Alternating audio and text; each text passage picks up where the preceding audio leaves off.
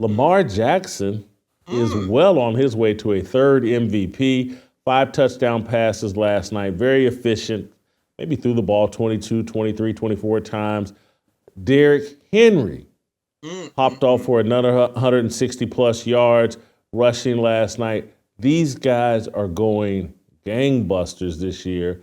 Derrick Henry and Lamar Jackson. It's the greatest combo. We had this conversation a week or two ago.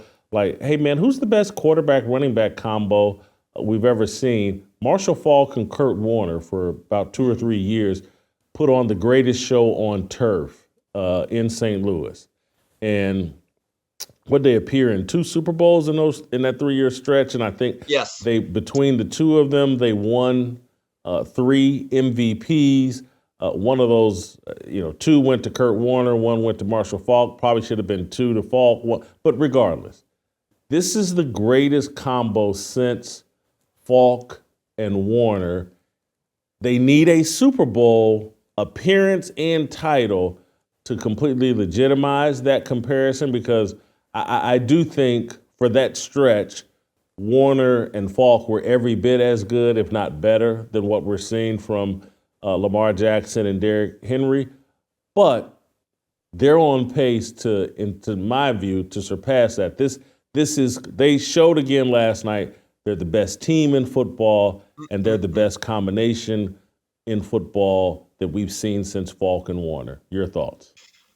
My message to the people and the administration of Baltimore: clear out a day, mid-February, get ready for that parade. Yeah, I said it. That's right. Get that on the record. Jason, they're the best team in football right now, in all seriousness. If they stay relatively healthy, and it's this version, for the most part, I don't see who stops them. And they are even more dangerous because they're one of the few teams that can play under center. It's going to be a recurring theme. Jason, when they beat up on teams, by the third quarter, when they start handing that ball off, the big 22, nobody wants to tackle that oak tree coming downhill. In fact, that last touchdown, Jason, on that little pass into the flat, there were 3 Tampa Bay Buccaneer defenders who made business decisions. Yeah, we're good. We're good. Deion Sanders would have been proud of those business decisions. I'm just telling you, they're physical, they're violent on defense, and Lamar Jackson, to his credit, has continually evolved as a quarterback. And this is the best I've ever seen him play because there's an efficiency inside the pocket. And Jason, 22 pass attempts, 281 yards, and he made it look easy. And when he hit that deep shot to Bateman, I said that may be the best throw he's ever had because it was on time and deadly accurate. If the Ravens can't get it done this year, Jason, I'm not so sure it's ever going to happen for him. There's nothing happening with Lamar Jackson this regular season that's making me think, oh, he's going to slow down in the postseason. He's going to get exposed in the postseason. He looks unstoppable to me. And the only thing that potentially could change that or give me some hesitation is just like, hey, Peyton Manning used to look like this in the regular season repeatedly and then struggle in the postseason. And that used to perplex me. And you got to remember, Peyton Manning won 2 Super Bowls. One of them, he got carried. He got dragged across the finish line. His arm was toast. And so the guy only won 1 Super Bowl. And this is what it's starting to remind me of. It's like Peyton Manning's regular season dominance, and then he'd back off a bit in the postseason. I just don't feel that's going to happen to Lamar Jackson this year. He could get injured or hurt because he still runs the football, but I don't think we're going to see his passing game slip off in the postseason. Lamar Jackson is one of the most remarkable stories I think I've seen at the quarterback position. I don't know if I've seen anyone improve over the course of 6-7 years like Lamar Jackson at that position. I don't know what the comparable would be from seeing a guy early in his career and his evolution as a passer. Oh, I got one. I don't. Oh, go ahead. Scrambling Randall Cunningham. People forget he was an All-American at UNLV as a punter. And Buddy Ryan actually did something really interesting early in his career. Jason, I don't know if you remember this, but he used to bring in Cunningham as the third and long quarterback to scramble in place of Ron Jaworski. True story. And then eventually over time, and again, Randall's game was very athletic, and he won an MVP, I think, in 89 or 90. And he always failed in the playoffs. They were 0-3, the Philadelphia Eagles and Buddy Ryan, with him as the quarterback. But years later, after he actually took a year off, in 1998, he led maybe the greatest offense that never made the Super Bowl in the 1998 Viking season, Randy Moss's rookie year.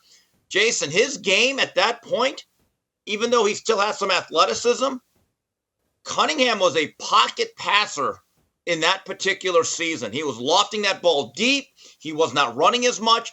I think there's a lot of comparisons between Cunningham and Lamar. Let's be honest. The insurance model is broken. Thanks to Crowd Health, we can do something about it.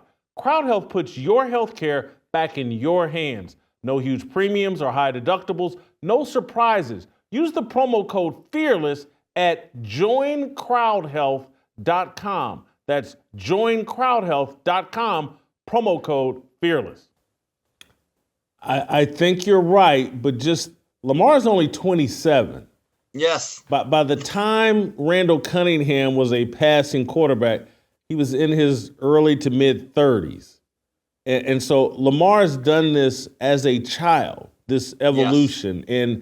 And I don't think a lot of people thought he was capable of it, but he certainly is. And look, is the game for the passing quarterback easier now than it was then? I think it is.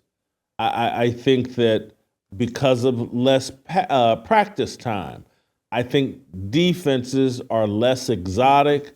The game is a bit more simplified. But I say none of that to diminish Lamar Jackson and his evolution as a quarterback. You know, this third MVP at this point would seem well deserved. What would you say to the people in Kansas City, though, right now, Steve, that are saying, hey, look, man, are y'all crazy? We beat the Baltimore Ravens. Yeah. Are y'all crazy crowning them as the best team in football when the Chiefs are still undefeated? Again, we're talking about week 7 or 8 of this particular season. What took place 9-10 months ago in the playoffs, you'll never lose it, but it really doesn't mean much now. But, Jason, there is a bit of a parallel. Who did Peyton Manning keep running into in the playoffs that would end their season abruptly? It was the Patriots and that great defense they had. Back when they were truly a defensive team and their quarterback was more of a caretaker in Tom Brady. His biggest years came after 2007, right? Well, for Lamar Jackson to get over this hurdle, and the last thing he really needs on what's become a Hall of Fame career, he's got to get past the Chiefs and not Mahomes. He doesn't play Mahomes. He plays the unit led by Chris Jones and Spags. That's the hurdle. I'm waiting for it. Look, Kansas City is going to continue to win games. I assume they're going to get healthier and better on offense. But it looks to me it's going to be another collision course in the American Football Conference between Baltimore and Kansas City. That might be the real Super Bowl this year. And just remember, just for clarity, the Chiefs opened this season beating Baltimore 27-20 this season. So it's not just 8, 9, 10 months ago. It's a week-to-week sport, though, Jason. It's a week-to-week sport. I'm trying to think of who's the wrestler, since we both watched the Vince McMahon documentary, but there was the wrestler that had the long winning streak and then finally lost. Andre the Giant. Andre the Giant. Yes, he didn't lose for years. And again, I'm going to show that I was a WWF fan. WrestleMania 3 at the Silverdome, Andre the Giant had not lost. And finally, Hulk Hogan body slammed him. And Bobby the Brain Heenan never got over it. Yeah, I watched the first 3 WrestleManias, folks. Get over it. It was Andre the Giant. No. But Justin's right. It's The Undertaker. They made a big deal. Remember, he had The Undertaker had to concede in WrestleMania. Was it to Shawn Michaels? I can't remember. All right. But hey, folks, that's what I just want to let you know. By 88, I stopped watching WWF as soon as Roddy Piper retired. So I just want to put that out there. Brock Lesnar, that's what it was. It was The Undertaker and Brock Lesnar. And that's what this Chiefs thing let's say the Chiefs and the Ravens meet in the AFC Championship game. And given the way sports are going, is someone going to have to come in and tell Patrick Mahomes, hey, bro, we need you to tap out here and let Lamar get a title. It's what's best for the script. It's what's best for football. But that is where we're headed. He does have to get past Steve Spagnuolo to legitimize all this, but I certainly think he's on that path. If you enjoyed that video, be sure to hit the like button and subscribe so you never miss a moment of Fearless.